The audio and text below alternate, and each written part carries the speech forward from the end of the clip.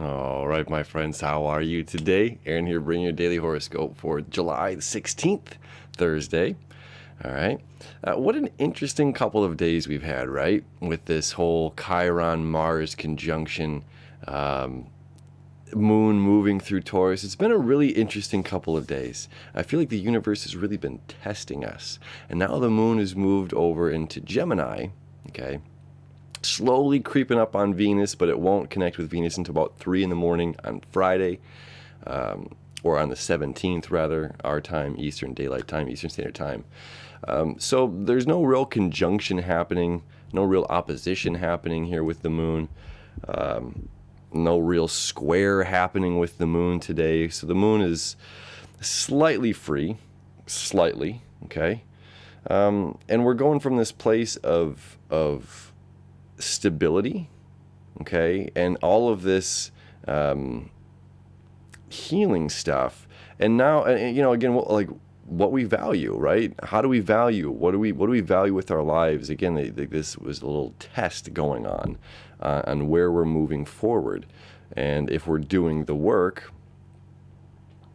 If we're doing this work, then we seem to get this kind of reward.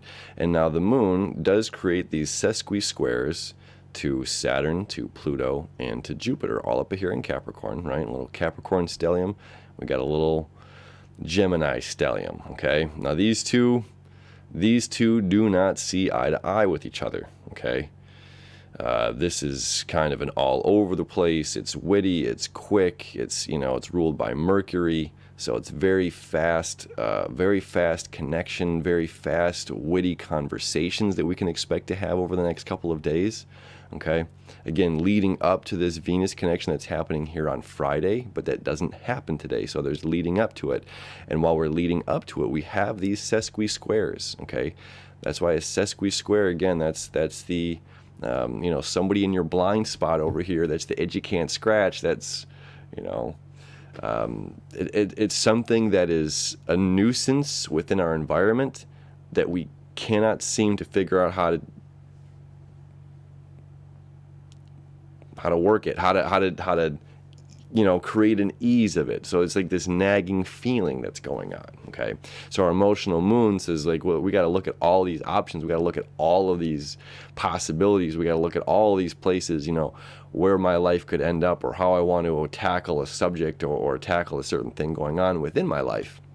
And all of this Capricorn energy is just like, yes, but there's a way to do it. There's a proper way. It's like you have to do the work. It's like that's what this Capricorn energy is saying, is like you have to do this work, right? And it's just like here might want to be flighty. We might want to be social. We might want to do this, that, and the other, jump all around. But this sesqui-square is saying that on this Thursday there is work to do. There is work to be done. And how we manage ourselves, how we emotionally go about our day, is ultimately going to determine, the outcome of our future, and if we're staying disciplined on ourselves, or if we're letting flightiness of our own emotions, be the wind to take the sails. Okay, and that's what this energy is suggesting to not do. It's just like there is a certain amount of control, right? We have control. What is that? It's like, what, I forget. Is it whose quote is it? It's a billionaire. If everyone can control you by their words, if everybody's words can cause ripples in your emotions, then everyone can control you, right? So this is like staying balanced. What is that guy's name? It's like right here on the tip of my tongue. Warren Buffett. There it is. Did you see it? Warren Buffett. Yeah, so it's like in conversation, if we allow people's words to control us, if we allow people's words to put us on tilt, something like that. And Gemini does rule words, right? We're talking about communication, information.